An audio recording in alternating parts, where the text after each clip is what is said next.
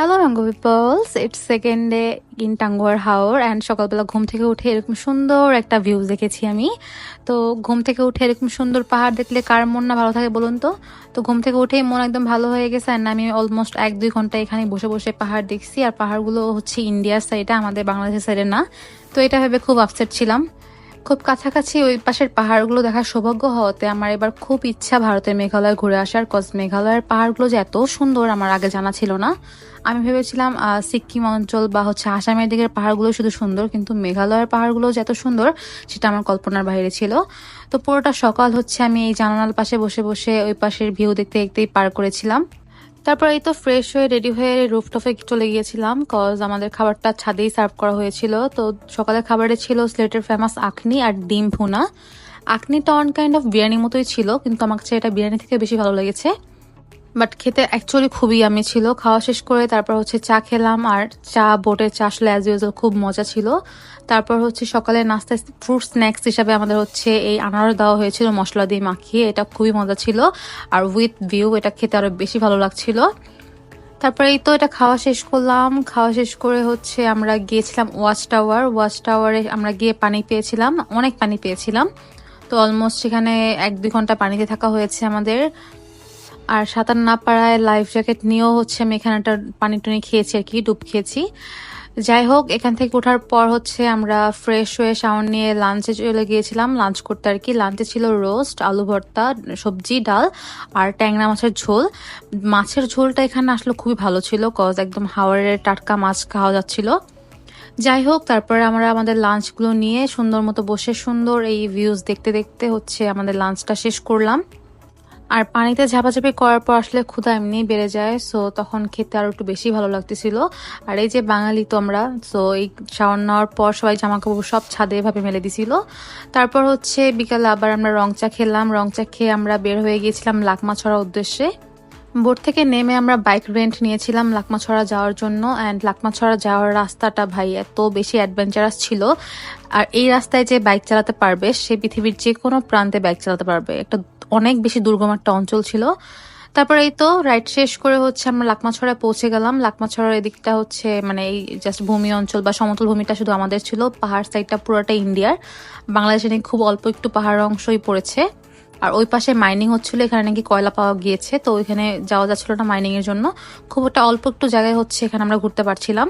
And এই পাশটা বেশি সুন্দর ছিল, যদিও পাহাড়ের বেশিরভাগ অংশই হচ্ছে ইন্ডিয়ার। বাট বিজিবিরা একটু হচ্ছে হেল্পফুল হওয়াতে আমরা কিছুটা যেতে পেরেছিলাম আমাদের পোর্শনে, যদিও সেখানে যাওয়াটা খুব রিস্কি ইউজুয়ালি, কজ এখন অবভিয়াসলি দুই দেশের সম্পর্ক খুব একটা ভালো যাচ্ছে না। যাই হোক, তো ঘুরলাম, বেশ ভালো লাগলো। আসলে সবুজ দেখতে খুবই ভালো লাগে, চোখের শান্তি আর কি।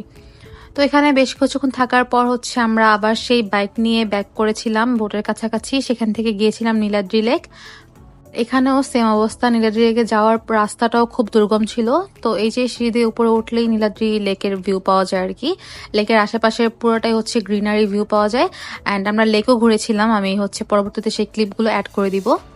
তারপর এই তো উপরে উঠে এই যে পাশে যে পাহাড়টা দেখা যাচ্ছে, এটা পুরোটাই হচ্ছে ইন্ডিয়ান পাহাড়, ইন্ডিয়ার মধ্যে পড়েছে আর কি, মেঘালয়ের দিকে।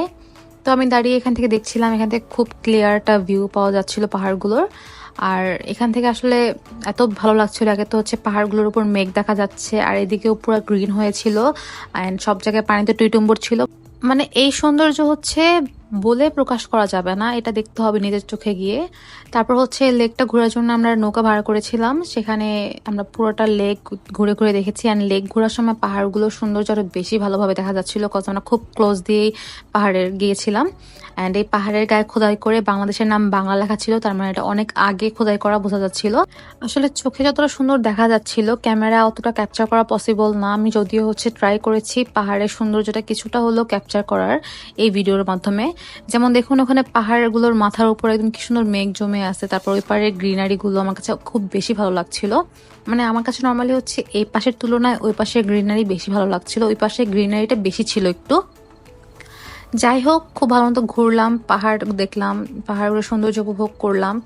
তারপর হচ্ছে ওই পারে গিয়ে আমরা চকলেট কিনেছিলাম, ওখানে একদম ইন্ডিয়ান চকলেট পাওয়া যাচ্ছিল মোটামুটি একটা কম প্রাইসেই। নর্মালি আমরা যে প্রাইসে দোকান থেকে কিনি তার থেকে অনেকটা কম প্রাইস আমরা ওই পারে পেয়ে গিয়েছিলাম। তো আমরা অলমোস্ট 3-4 হাজার টাকা চকলেটে কিনে ফেলছিলাম। তো চকলেট কেনার পর আমরা যখন পাহাড়ে উঠি তখন অলমোস্ট সন্ধ্যা হয়ে গেছিল, আমরা খুব বেশি একটা ছবি তুলতে পারিনি। তারপর এই তো এটার উপর থেকে মোটামুটি পুরোটা লেক খুব সুন্দর মতো দেখা যাচ্ছিল, অ্যান্ড এখান থেকে ভিউটা আরো বেশি ভালো পাওয়া যাচ্ছিল। তো ঘুরলাম, বেশ কিছুক্ষণ ঘোরার পর সন্ধ্যা নামার আগে আগে আমরা নেমে গিয়েছিলাম, আবার নৌকার কাছে গিয়েছিলাম, কজ নৌকা দিয়ে আমাদের আবার ওই পারে ব্যাক করতে হবে, যেহেতু আমাদের বোট ওই পারে ছিল।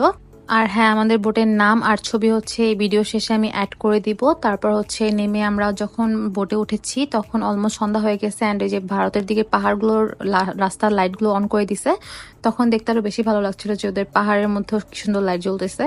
এই তো ঘোরাঘুরি শেষে বোটে এসে আমরা নাস্তা করলাম, নাস্তায় ছিল নুডলস, অ্যান্ড আমাদের সাথে যারা গেস্ট ছিল তারা একজন কাঁঠাল নিয়ে এসেছিল। তো তারা সুন্দর করে কাঁঠাল ভেঙে বাটিতে করে দিয়ে গিয়েছিল, সেই ক্লিপটা আমি এখানে অ্যাড করে দিচ্ছি। অ্যান্ড এই টাইমে আমি প্রচন্ড টায়ার্ড ছিলাম, অ্যান্ড ওনারা চা দিয়ে গেছে, অ্যান্ড আমি যে বসে বসে চা খাচ্ছিলাম, আমাকে দেখেই বোঝা যাচ্ছে আমি কি পরিমাণ টায়ার্ড আর একদম বিধ্বস্ত হয়ে আছি সারাদিন যেহেতু ঘোরাঘুরির উপরে ছিলাম।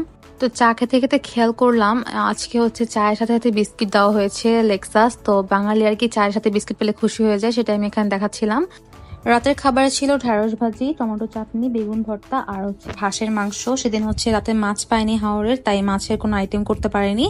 আর সালাদ ছিল, অ্যান্ড খাবার শেষে দই ছিল, দইটা খুবই মজা ছিল, এটা ওনাদের ওইখানে লোকাল একটা দই ছিল। অ্যান্ড এই যে বোটের ছবি আমি এখন অ্যাড করে দিচ্ছি, আর বোটের নাম ছিল Backbenchers Express, a luxury houseboat of Tangua. আজ এই পর্যন্ত, সবাই খুব ভালো থাকবেন, আল্লাহ হাফেজ।